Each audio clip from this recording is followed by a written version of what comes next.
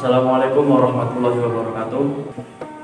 Perkenalkan, nama saya As'ad Hanif Ikhwanuddin dari kelas A1 Ilmu Komunikasi dengan NIM 2002111042. Pada kesempatan kali ini saya akan menjelaskan tentang efek kehadiran dalam komunikasi massa.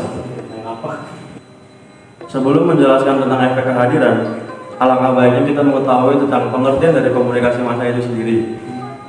Menurut Joseph A. De Vito, komunikasi massa adalah komunikasi yang ditujukan kepada massa atau khalayak ramai yang luar biasa dan banyaknya. Komunikasi massa dilakukan oleh lembaga radio, televisi, majalah, surat kabar, film, dan buku.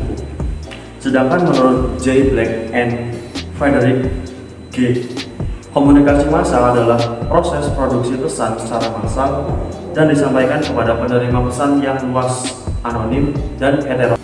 Efek kehadiran dalam komunikasi massa dibagi menjadi 5 bagian, yaitu efek ekonomi, efek sosial, penjadwalan kegiatan, efek kenyamanan perasaan, dan efek menumbuhkan perasaan tertentu. Yang pertama yaitu adalah efek ekonomi. Media massa pada dasarnya merupakan institusi ekonomi yang kehadirannya harus dipahami sebagai bagian dari industrialisasi. Industri media mampu menggerakkan perekonomian masyarakat karena media massa melibatkan investasi yang cukup besar dan mampu menyerap tenaga kerja yang banyak, mulai dari proses produksi, pengumpulan, dan penyajian serta penyebaran informasi kepada khalayak. Selain itu, media massa juga melibatkan rantai produksi yang panjang yang mampu menggerakkan sektor-sektor lainnya seperti periklanan, yang pada akhirnya media membantu menggerakkan berbagai konsumsi barang dan jasa di tengah masyarakat. Efek yang kedua yaitu adalah efek sosial.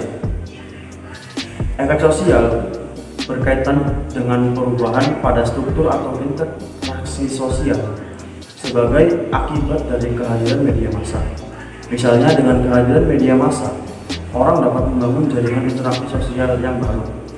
Dengan adanya acara tertentu, ada kemungkinan munculnya kelompok-kelompok penggemar setia atau fans. Misalnya pada kelompok fans artis sinetron tertentu. Yang ketiga adalah efek penjadwalan kegiatan sehari-hari. Misalnya berkaitan dengan pengalihan jadwal. Misalnya jadwal untuk belajar digantikan menjadi dengan menonton televisi, membaca koran, membaca novel, dan lain sebagainya. Yang keempat adalah efek kenyamanan perasaan. Misalnya ketika kita sedang menonton film romantis, kita tuh terbawa perasaan. Dalam adegan tersebut, kita menghayati seolah-olah kita berada dalam film. Yang terakhir adalah efek menumbuhkan perasaan tertentu. Pada efek ini berkaitan dengan perasaan positif atau negatif terhadap pelaku komunikasi massa tertentu, misalnya terhadap media massa tertentu berdasarkan apa yang disiarkannya. Contohnya adalah ketika kita membaca sebuah novel horor, maka perilaku atau sifat kita akan berubah menjadi penakut setelah membaca novel tersebut.